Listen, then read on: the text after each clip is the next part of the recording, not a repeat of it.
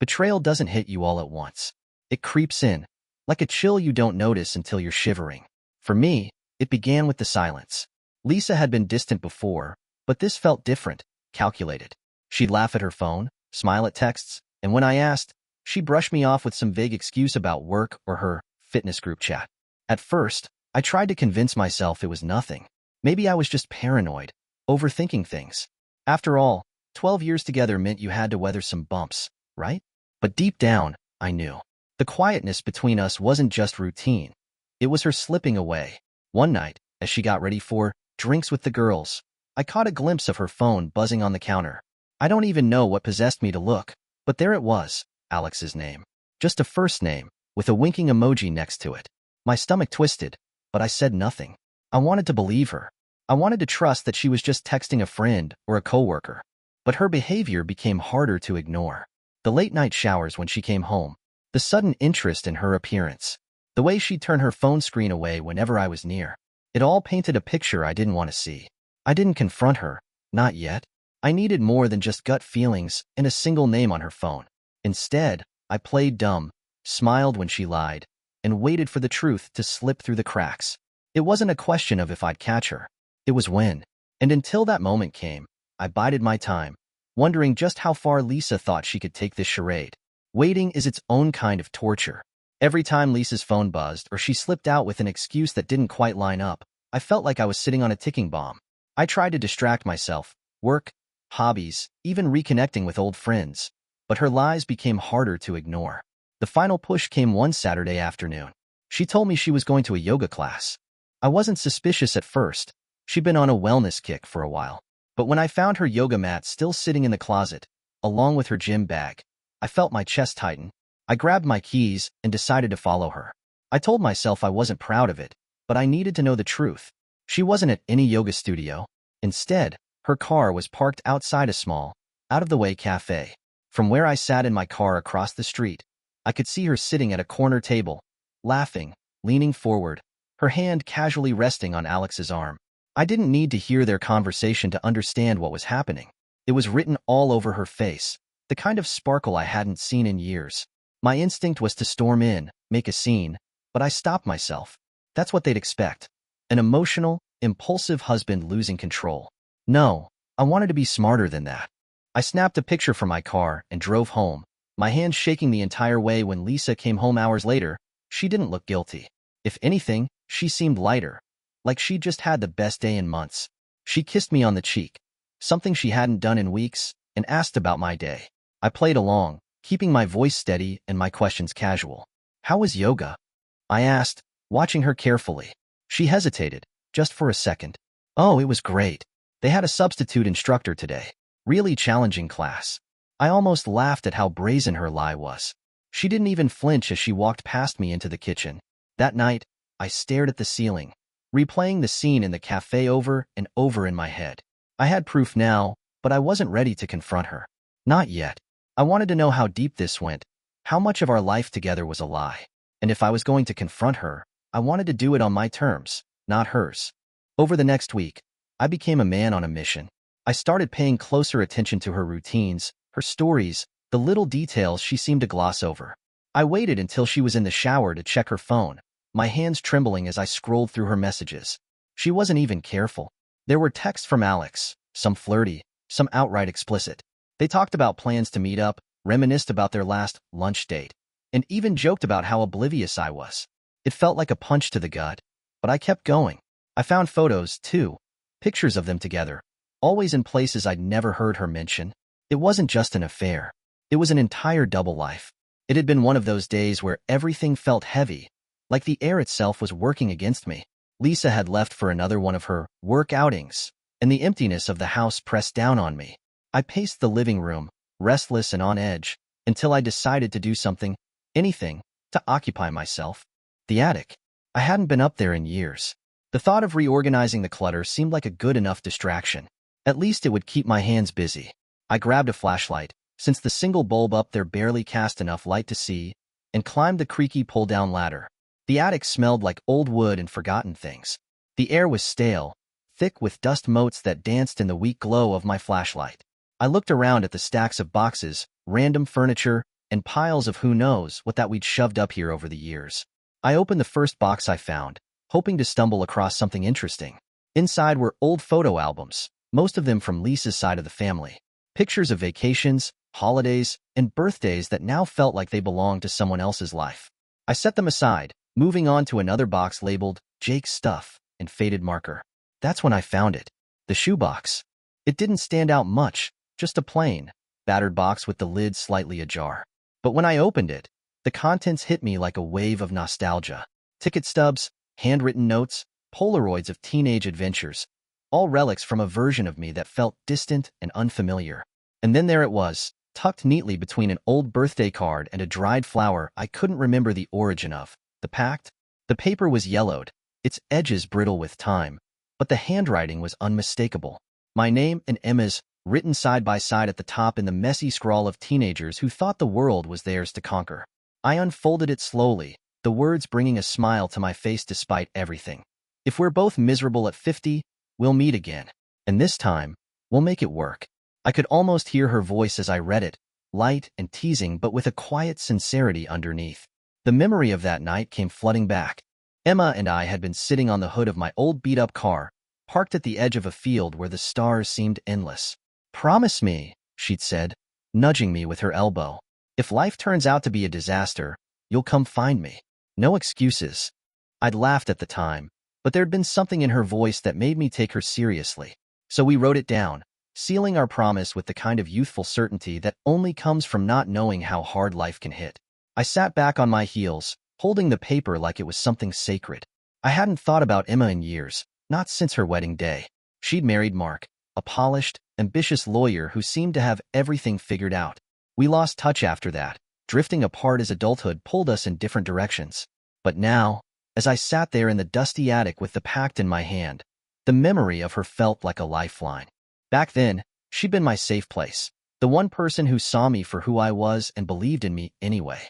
I glanced around the attic, as if expecting someone to walk in and tell me what to do. The house was still, the only sound my own shallow breaths. The idea of reaching out to her was wild, almost absurd. What would I even say? "Hey, remember that ridiculous pact we made when we were kids? My life's a mess. How about yours?" And yet, I couldn't shake the feeling that I'd found this pact for a reason. It wasn't just about escaping Lisa's lies or Alex's smug face. It was about remembering who I used to be, someone full of hope, someone Emma had once believed in. Maybe she could still see that person in me.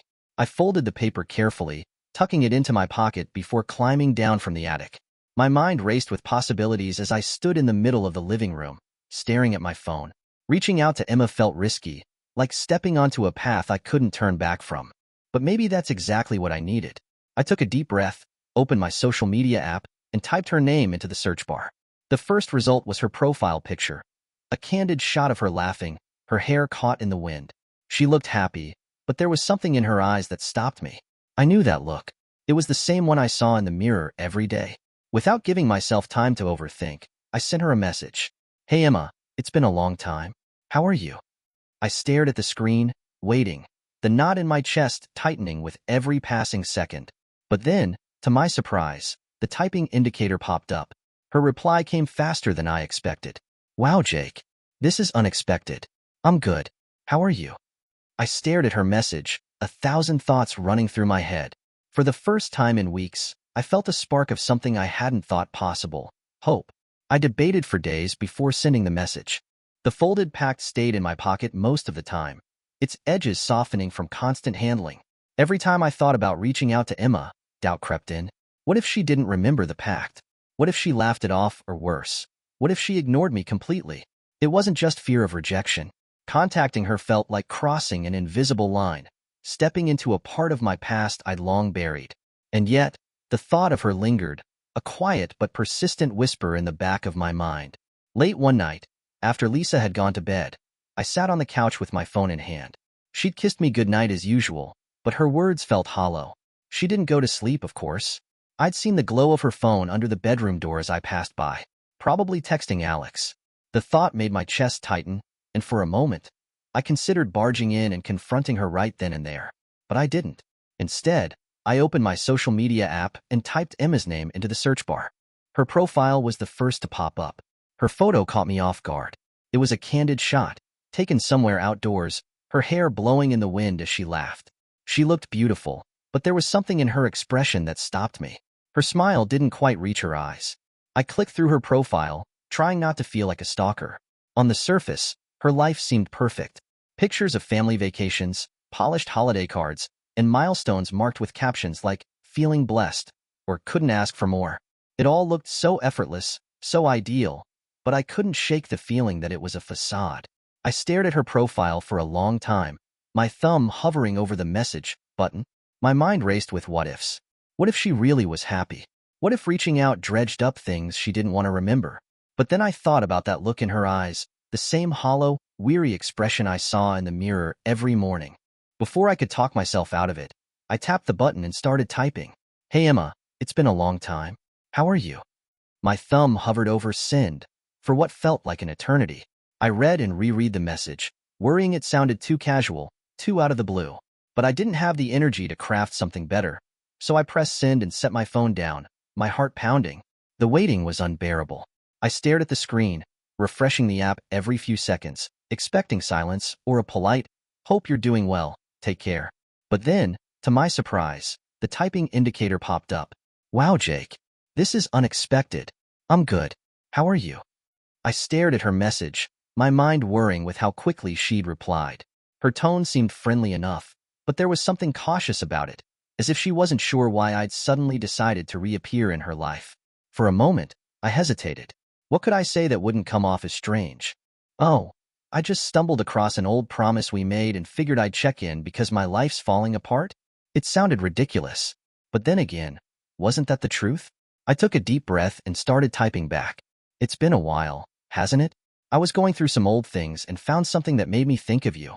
It was vague enough to avoid scaring her off, but specific enough to hint at the pact. I hit send and stared at the screen, waiting. She replied almost immediately. "Really? What did you find?" Her curiosity felt like an invitation, and I decided to take the chance. "The pact we made. Do you remember it?" There was a longer pause this time, and I felt my pulse quicken. What if she didn't remember? What if she thought I was crazy for even bringing it up? But when her reply came, it was simple and to the point. "I remember." 2 words. That was all it took to unlock a flood of memories. For a moment, I didn't know how to respond. I hadn't realized how much weight I'd placed on this interaction until now. Her remembering the pact felt like validation, like proof that our connection hadn't been as fleeting as I sometimes feared. I decided to be honest. Seeing it made me realize how much I missed you, and maybe how much I missed the person I used to be. The typing indicator appeared again, and I leaned forward, holding my breath. "I know what you mean. It feels like we were different people back then, doesn't it?" Her words struck a chord, and for the first time in weeks, I felt something close to relief. Emma understood. Even after all these years, she understood. Our conversation continued late into the night, both of us cautiously navigating the unspoken question hanging between us. What happens now? By the time we said goodnight, I knew one thing for certain. Reaching out to Emma wasn't just a nostalgic whim. It was the start of something I couldn't quite name yet. But whatever it was, I was willing to find out. We decided on a small cafe in her town, one tucked away on a quiet side street. It wasn't the sort of place you'd stumble upon by accident, which was precisely why I chose it. The last thing I wanted was to run into someone we knew. I arrived early, partly out of habit and partly because my nerves wouldn't let me sit still at home. The cafe was cozy but unremarkable, its walls lined with faded photographs of the local area. A low hum of conversation and the occasional clink of cups created a backdrop that felt oddly calming. I sat by a window, absently stirring the coffee I'd ordered, and tried not to overthink what I'd say when she arrived. When the door opened and Emma walked in, I froze. She looked the same, yet entirely different. Her hair was shorter now, framing her face in soft waves that made her look older but still effortlessly striking. She dressed simply, a plain blouse and jeans, but she carried herself with the kind of quiet confidence that demanded attention. And yet, there was something in her eyes, a guardedness that hadn't been there before. The carefree girl I'd known, the one who used to challenge me to races down country roads and laugh until she cried, had been replaced by someone sharper, someone who had clearly been through her own share of struggles. "Jake," she said, her voice steady but laced with something unreadable. Her smile was polite, restrained, not quite reaching her eyes. "Emma," I replied, standing awkwardly as she approached the table. We hugged briefly, the kind of hug that feels like a formality rather than a true connection. Then she sat down across from me, her movements measured, and we both hesitated for a moment, unsure of how to start. The first few minutes were filled with small talk. How long had it been? What had I been up to? How was her family? But the words felt hollow, like we were dancing around something bigger. Finally, she leaned forward, resting her elbows on the table and clasping her hands together. Her expression softened, but her eyes stayed sharp, searching mine for answers. "All right," she said, cutting through the pretense. "What's this really about? You didn't reach out after all these years just to catch up, did you?" I hesitated, suddenly unsure of how to phrase it. I felt like a teenager again, fumbling for words in front of her. I reached into my pocket and pulled out the folded piece of paper, smoothing it on the table before sliding it toward her. "I found the pact," I said quietly. "And well, things aren't great right now." Her eyes flicked to the paper, then back to me. For a moment, she didn't move, didn't speak. Then she picked it up, unfolding it slowly, her fingers brushing the worn edges. As she read the words, a faint smile ghosted across her lips, but it didn't last. "I remember this," she said softly, almost to herself. She set the paper down and tilted her head, studying me with a look that made me feel exposed. "Things aren't great for me either," she said finally.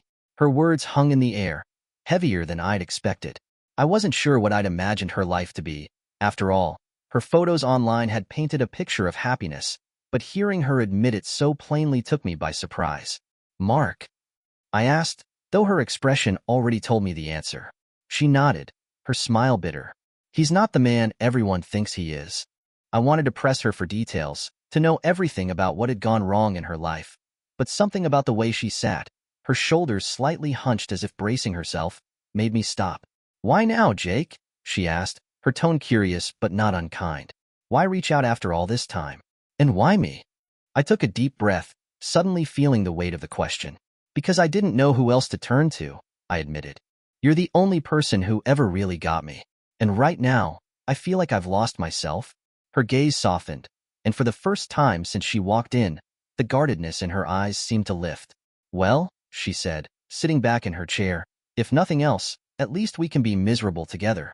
Her words were lighthearted, almost teasing, but there was a sincerity underneath them that made me feel a little less alone. For the first time in weeks, I allowed myself to smile. The hours slipped by unnoticed as we sat in that corner of the cafe, the rest of the world fading into the background. What started as hesitant conversation quickly turned into a raw, unfiltered exchange of truths. There was no need for pretense. We both carried wounds too deep to hide, and for the first time in a long while, I felt like I could speak without fear of being judged. I started with Lisa.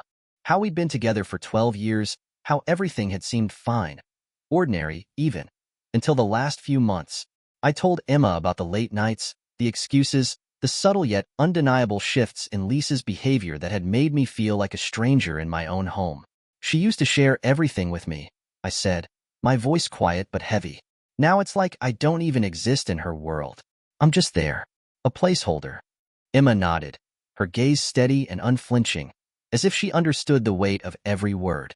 I pushed on, telling her about Alex, the texts, the emojis, the undeniable proof I'd found on Lisa's phone. My voice cracked once as I described the picture of them together at the cafe, and for a moment, I had to pause and collect myself.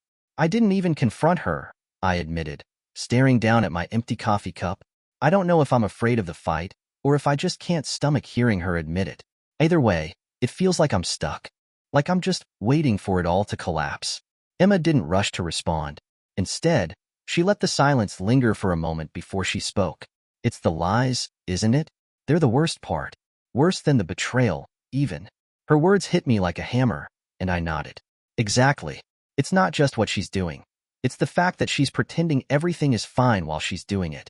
Emma leaned back in her chair, exhaling slowly as if summoning the courage to tell her own story. When she started, her voice was calm, measured, but there was an edge to it that hinted at just how much she'd been holding back.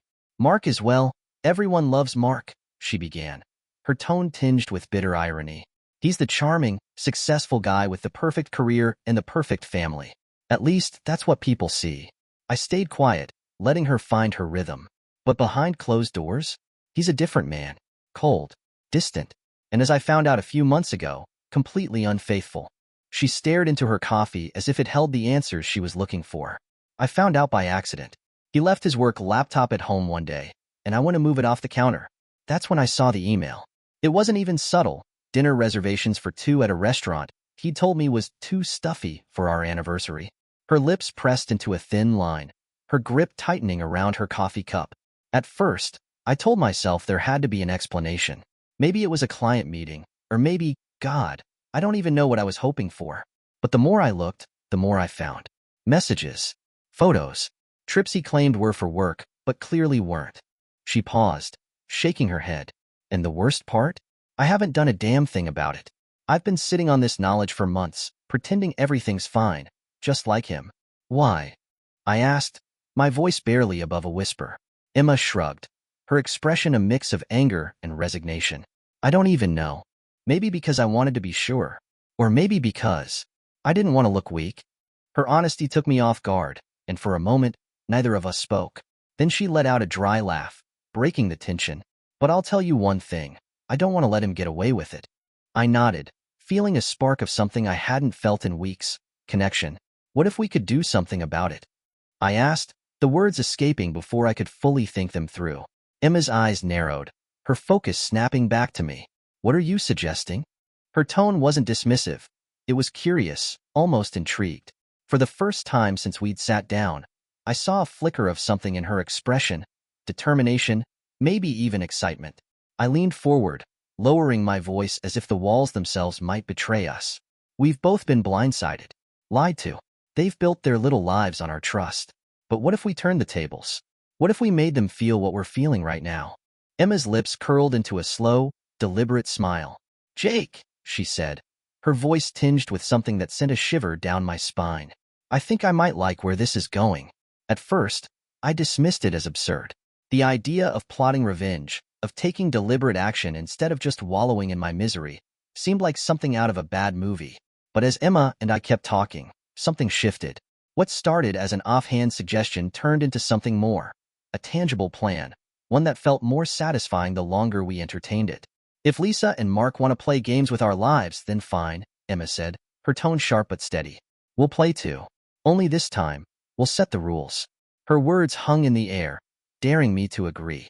I stared at her, half expecting her to laugh and take it back, but her expression was unwavering. She wasn't joking. How do we even begin? I asked, the question coming out before I could stop myself.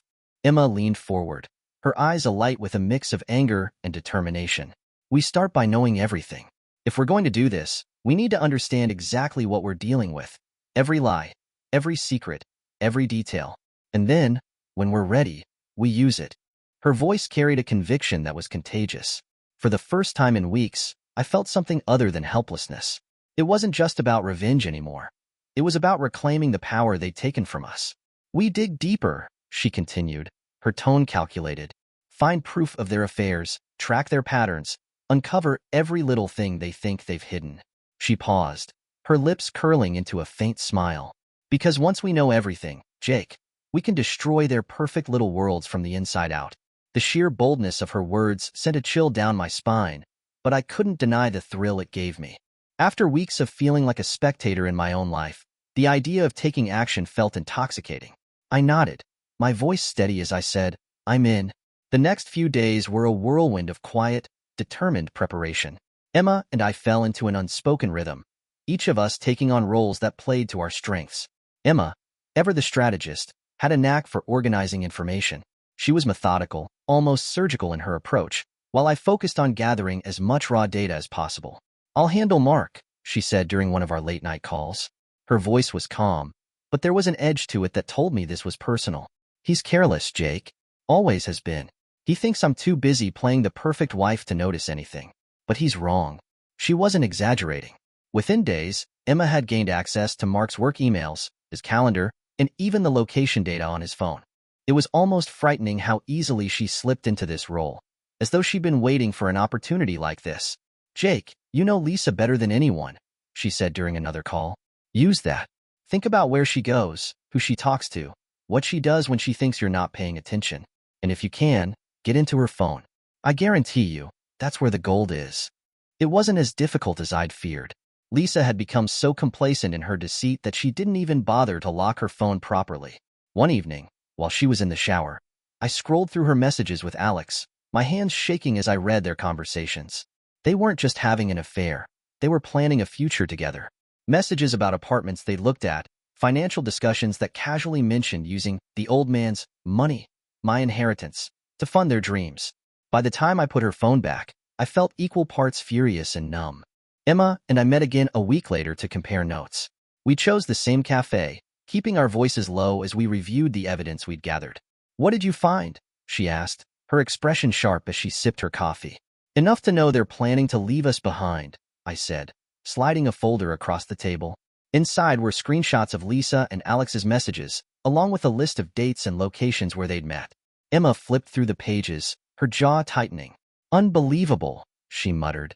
"They're so arrogant, so sure they'll get away with it." "What about Mark?" I asked. She smirked, a glint of satisfaction in her eyes. "Oh, he's worse. Lisa and Alex are amateurs compared to him. Mark's been juggling multiple affairs for years, and he's sloppy. There are paper trails everywhere. Emails, receipts, even photos. It's like he didn't think I'd ever check." Hearing her talk about it so matter-of-factly only fueled my resolve. "So, what's the plan now?" I asked. Emma leaned back, her expression thoughtful. "We wait. We let them think they've won. Let them get comfortable.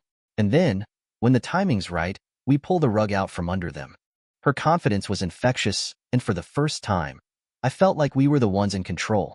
It wasn't just about exposing their lies. It was about making them feel the same helplessness and humiliation they'd inflicted on us. As we left the cafe that day, I couldn't help but notice the shift in Emma's demeanor. The guardedness I'd seen when we first met had been replaced by something else: determination, strength, maybe even hope. And as I walked back to my car, I realized I felt it too. The more we dug, the clearer it became that Lisa and Mark weren't just dabbling in lies. They'd built entire alternate lives behind our backs. What started as a vague idea to collect information quickly turned into a deep dive that unearthed far more than either of us had anticipated. Emma was relentless. Her ability to navigate Mark's digital footprint was nothing short of impressive. She had a knack for finding connections others would overlook: a forwarded email, a cryptic calendar entry, a string of oddly timed work dinners. At first, I'd asked how she'd gotten access to Mark's accounts, but the answer was always the same: he underestimated me. On my end, Lisa wasn't much better at covering her tracks. Her phone became a goldmine of information. Once I knew where to look, the pieces started falling into place. Hotel bookings, receipts for expensive dinners she'd never mentioned, and messages with Alex that made my stomach turn. What shocked me most wasn't the affair itself. It was the audacity. Lisa and Alex weren't just sneaking around. They were planning an entire future together, complete with spreadsheets detailing their new life. I found messages about apartments they were considering, neighborhoods they wanted to explore, even furniture they wanted to buy. And then there was the money. I'll never forget the moment I read Alex's text: "Once the funds are squared away, we can finally move forward." Lisa's reply came seconds later: "Don't worry. Jake's inheritance will cover it. He doesn't even care about that stuff." I had to put the phone down, my hands trembling. My inheritance was from my grandfather, a man who had worked his entire life to build something meaningful for his family. To think they were plotting to use it for their little fantasy life left me seething. Emma's findings made mine look tame by comparison. One night, during one of our late-night planning sessions, she laid out everything she'd uncovered about Mark. "At first, I thought it was just one woman," she said, flipping through a neatly organized folder of screenshots and receipts. "But it's not. There's a pattern here." She tapped on a printout of an email thread: Mark's conversations with someone named Claire. The tone was playful, flirtatious, but what struck me most was how casual it all seemed. Like this wasn't new for him. "Claire's just one of them," Emma continued, her voice cold. "There's also a Sophia, a Rachel, and a Melissa. I wouldn't be surprised if there are more I haven't found yet." "How long has this been going on?" I asked, genuinely stunned. "Years," she replied, her jaw tightening, "all under the guise of business trips and late meetings." She handed me a stack of papers: hotel confirmations, dinner reservations, even airline tickets. "He's been using our joint account to pay for all of it," she said bitterly. "Every single lie funded by my own money." I shook my head, unable to process the sheer scale of it all. "This isn't just betrayal," Emma said, breaking the silence. Her voice was calm, but there was a fire in her eyes I hadn't seen before. This is who they are. They've turned lying into a lifestyle, and they think we're too blind to notice. Her words struck a chord. This wasn't just about cheating. It was about control, manipulation, and their complete disregard for the people they were supposed to care about. As the night wore on, we started piecing together the timeline of their deceit. For Lisa and Alex, it had been nearly a year of sneaking around, slowly building the foundation for their fresh start. Alex's role in all of this became clearer, too. He wasn't just some fling. He was a schemer, someone who saw an opportunity in Lisa's dissatisfaction and pounced. Mark, on the other hand, was a different breed of predator. His affairs weren't about escape or emotional connection.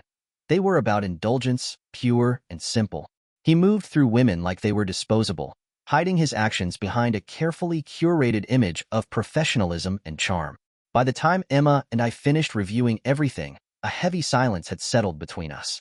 The scope of their betrayal was staggering, but what stood out most was their arrogance. "They think they've won," Emma said, breaking the silence. She leaned back in her chair, crossing her arms as she stared at the folder in front of her. "They think we're fools." "Maybe that's our advantage," I said. "They think we don't know. They think they're untouchable." Emma's lips curved into a small, dangerous smile. "Then it's time we show them just how wrong they are." In that moment, I realized something had shifted between us. We weren't just two people commiserating over our shared misfortunes anymore. We were allies, united by a common goal and a shared determination to take back what was ours.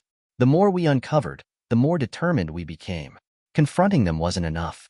We wanted them to feel the weight of their actions, to understand what it was like to lose everything. But it wasn't just about revenge anymore. Somewhere along the way, Emma and I had started to lean on each other in a way we hadn't expected. "You know," she said one night, "this feels a lot like fate." I didn't answer, but the thought stayed with me. Emma had a knack for strategy, and she came up with the perfect way to expose them. We'd orchestrate a public reveal, something they couldn't deny or twist. We started small, planting seeds of doubt among their friends and colleagues. Anonymous tips, strategically placed rumors, and subtle clues that something wasn't right. By the time the charity gala rolled around, a big event that both Lisa and Mark were attending, everything was in place. The night of the gala, Emma and I arrived separately, slipping in unnoticed. As Mark took the stage to deliver his speech, I activated the slideshow we'd prepared. The audience gasped as photos of Mark and his mistresses appeared on the screen, followed by text messages and emails that left no room for doubt. When Lisa tried to slip away unnoticed, I stopped her in her tracks. "Going somewhere?" I asked, loud enough for those around us to hear. Her face turned pale as I held up my phone, showing her own messages with Alex. The fallout was swift and brutal. Mark lost his biggest clients, his spotless reputation in shreds. Lisa and Alex became pariahs, their carefully crafted lies unraveling before their eyes. Emma and I watched from the sidelines, feeling a strange mix of satisfaction and relief. When it was all over, Emma and I walked out of the gala together. For the first time in months, I felt like I could breathe. "So," Emma said with a small smile, "about that pact." I looked at her, my old friend turned ally, and nodded. "Maybe it's time we see where it leads." Under the city lights, we walked away, leaving the wreckage behind and stepping into something new.